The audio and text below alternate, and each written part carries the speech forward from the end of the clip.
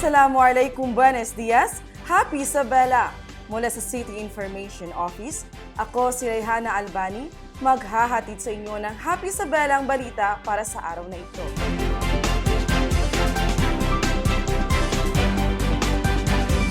Mayor Turabin Hataman at Vice Mayor Saliman dumalo sa Fun Day at Bocce Ball Tournament ng ISEPS. Info Karaban ng Bawal Bastos, binisita ang Barangay Maligi. Mahigit 2,000 sako ng bigas, ipinaabot sa mga guro at mga staff ng pampublikong paaralan ng lungsod ng Isabela. 10 non-weavers ng Kapatagan Grande nakatanggap ng mga bagong kagamitan sa paghahabi. Lungsod ng Isabela, matindi ang paghahanda sa pagtama ng El Nino. Dental Health Unit ng CHO ng lungsod, Department of Health Region 9 at Basilan General Hospital, pinangunahan ang Oplan Iwas Bungal. Mga bibong daycare learners ng Campurnes Zone 1, binisita ang City Hall. Dumalo sa Fun Day at Bocce Ball Tournament ng ISEPS sina Mayor Turabin Hataman at Vice Mayor Saliman. Sa paggunita ng 2024 National Intellectual Disability Week, aktibong nakilahok ang ating Mayor City Jalia Turabin Hataman at Vice Mayor Julkifli Saliman sa Fun Day at Bocce Ball Tournament na ginanap sa Isabela Central Elementary Pilot School noong ika-22 ng Pebrero. Sa talumpati ng punong lungsod, ipinahayag niya ang kanyang mithiin para sa lungsod ng Isabela. Ang maging bukas sa lahat, lalong-lalo na sa pagtaguyod ng pagiging kasama at pagtanggap sa mga batang may intelektual na kapansanan sa ating lipunan. Binigyan din rin ni Mayor ang kahalagahan ng pagtrato ng walang napag-iiwanan sa ating komunidad, gaya ng pagtiyak sa aktibong partisipasyon ng mga bata sa iba't ibang mga gawain, kabilang ang mga tournament at palaro sa sports. Ibinahagi naman ni Vice Mayor Saliman ang kanyang suporta at nagmungkahi na ang mga videos na ipapalabas ng Sangguniang Panlungsod ay maaaring maglaman ng sign language na nagpapahiwatig ng pagtaguyod ng pag-uunawa, pagtanggap at pagiging kasama ng mga taong may ganitong kondisyon sa komunidad. Info Karaban ng Bawal Bastos, binisita ang Barangay Maligi. Ang detalye kay Shane Swaling. Nagkaroon ng isang makabuluhang symposium hinggil sa pagsulong ng gender equality at pagtaguyod ng bukas na komunidad para sa lahat noong ika-23 ng Pebrero sa Maligay Elementary School. Nagpamalas ng aktibong partisipasyon ang 5 paaralan. Kabilang narito ang Maligay Elementary School, Campo Barn Elementary School, NR Hugo Elementary School at Old Camp Elementary School sa Clustered School Learning Action Cell Orientation tungkol sa Bawal Bastos Ordinance. Nagbahagi naman ng mensahe si City Information Officer at kasalukuyang God Focal Mendri Ann Lim ukol sa gender and development at kahalagahan ng pagkakaroon ng kaalaman sa Bawal Bastos Ordinance. Binigyang diin rin niya ang mahalagang papel ng edukasyon sa pag-unawa at pagprotekta sa mga biktima na nagbibigay hamon sa mga guro kung paano sila maaaring aktibong makilahok sa layuning ito. Dumalo rin si City Councilor Karel Anjaisa Sakalahul na kung saan ipinaliwanag niya ang tungkol sa Bawal Bastos Ordinance at ang Safe Spaces Act. Hindi rin pinalampas ni GAD Associate Jeanette Limaco ang oportunidad na ito upang talakayin ang gender-based sexual harassment in educational and training institutions na kung saan nakasentro rito ang mga responsibilidad at mga nararapat gawin ng mga punong guro at mga guro hinggil sa mga sitwasyong kaugnay nito. Ang programang ito ay matagumpay na nairaos dahil sa aktibong pamamahala ng Gender and Development Unit ng Pamahalaang Lungsod ng Isabela sa ilalim ng pamumuno ni Mayor City Jalia Turabin Hataman. Shane Suwaling, Balitang Happy Isabela. Ipinaabot sa mga guro at mga staff ng pampublikong paaralan ng lungsod ng Isabela ang mahigit 2,000 sako ng bigas. Yan ang Happy Isabelang balita ni Mish Pio.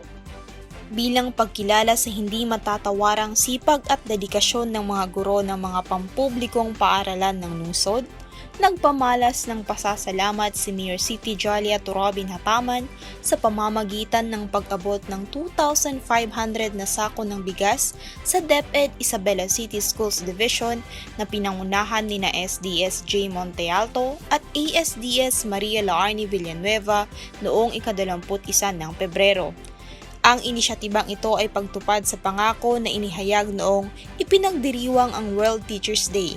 Kasama sa mga benepisyaryo ay ang mga guro, non-teaching staff, substitute teachers, at job orders mula sa Division Office at iba't ibang pampublikong paaralan. So about gift giving yun, it's actually from the local government unit through the office of our city mayor, Mayor City Jalia Rabin Hataman. Rice po ito, at saka ang makakatanggap nito are all teachers and non-teaching personnel. So lahat-lahat 1,708. Binigyang diin ng mayora na ang pagtuturo ay hindi lamang isang propesyon kundi nangangailangan din ito ng emosyon at pagmamalasakit. Bukod dito, ang pagiging isang guro umano ay hindi lamang nagbubunga ng positibong epekto sa mga bata kundi nakatutulong din sa paghubog ng responsableng mamamayan ng Isabela. Miss Pio, Balitang Happy Isabela. Sa iba pang mga balita, 10 weavers ng Barangay Kapatagan Grande nakatanggap ng mga bagong kagamitan sa paghahabi. Bilang pagkilala sa natatanging galing at patuloy na pagpapayaman ng kultura ng lungsod, nagpamalas ang pamalaang lungsod ng Isabela sa ilalim ng pamumuno ni Mayor City Jalia Turabin Hataman ng matinding suporta sa pamamagitan ng pagmamahagi ng kagamitang paghahabi.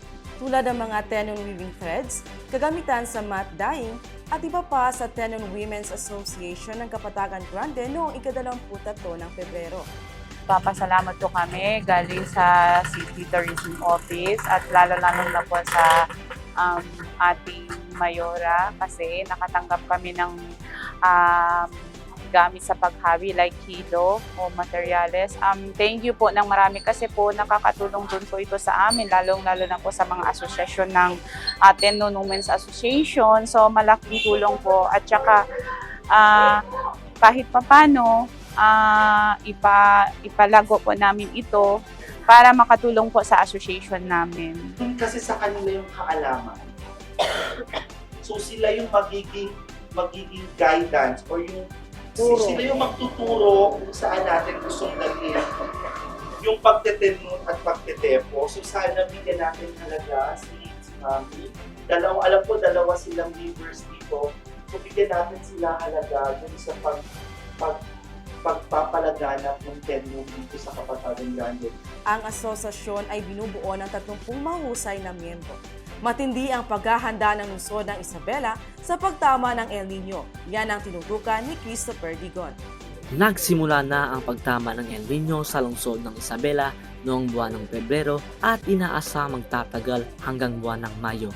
Ito ang ibinahagi ni Ledaypo Chief Jaime Juanito Rivera sa isang joint meeting ng Local Disaster Risk Reduction and Management Council at Task Force El Nino na pinangunahan ni Mayor City Jalia Turabin Hataman, katuwang si Vice Mayor Julkie Plis Saliman noong ika-19 ng Pebrero. Kaya sa pulong na ginanap, masusing tinalakay ang pagpaplano ng mga hakbang upang maibsan ang epekto ng tagtuyot sa komunidad. Sa kasalukuyan, ang lungsod ng Isabela ay nakakaranas ng tagtuyot, kaya naman ipinaliwanag ni Ledaypo Chief Jaime Rivera na kahit sa panahon ng tagtuyot, maaaring magkaroon pa rin ng pag-ulan kung magkasabay ang El Nino at hilagang silangang habagat na makakatulong sa pagtungon ng kakulangan sa tubig. Hinggil dito, nagbahagi naman ang Isawad General Manager Mukhtar Muarip na may pagbaba sa supply ng tubig simula nang maglabas ng abiso ang Pag-asa tungkol sa El Nino noong Hulyo ng nakaraang taon. Sinigurado naman ng mga opisyal na magpapakas palalo ang lungsod ng Isabela ng mga hakbang upang labanan ang epekto ng El Nino. Christopher Digon, Balitang Happy Isabela. Dental Health Unit ng City Health Office ng lungsod, Department of Health Region 9 at Basilan General Hospital pinangunahan ng Oplan Iwas Bungal. Ang detalye ni Eunice San Diego. Mahigit 100 oral health family package ang pinamahagi sa mga daycare learners ng Barangay Kaupunga at Barangay Isay sa isinagawang pagdiriwang ng ika-20 National Oral Health Month sa ilalim ng temang Let's Do Vision 7020 Oplan Iwas Bungal na ginanap sa Barangay Kaupunga Zone 2 noong ika-22 ng Pebrero. Ang programang ito ay matagumpay na nairaos ng pamahalang lungsod ng Isabela sa pamamagitan ng pagtutulungan ng Dental Health Unit ng City Health Office na pinangungunahan ni Dr. Abdulmanar Saludun, Department of Health Region 9 at Basilan General Hospital. Nasa 130 preschoolers ang aktibong dumalo mula sa dalawang barangay na kung saan sila'y binigyan ng kaalaman ukol sa oral health, pagkakaroon ng oral check-ups, pagturo ng tamang paraan ng pagsisipilyo at paglagay ng fluoride varnish. Eunice Santiago, Balitang Happy Isabela.